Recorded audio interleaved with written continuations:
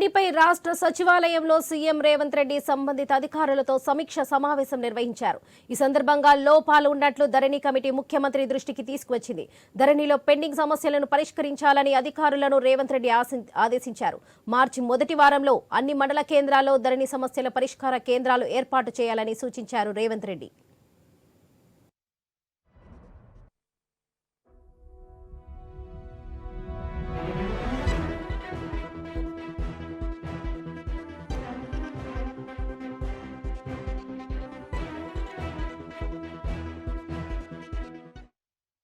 ధరణి committee సూచనలను పరిగణనలోకి తీసుకుని సమస్యల పరిష్కారానికి విధి విధానాలు రూపొందించాలని కోరారు రేవంత్ రెడ్డి.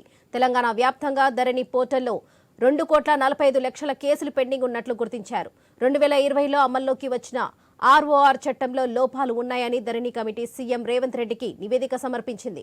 తుది నివేదిక తర్వాత శాశ్వత పరిష్కారానికి నిర్ణయం తీసుకుంటామని చెప్పారు. అప్పటి వరకు వెంటనే పరిష్కరించాల్సిన సమస్యలపై దృష్టి పెట్టాలని అధికారులకు ఆదేశాలు జారీ చేశారు సీఎం రేవంత్ రెడ్డి.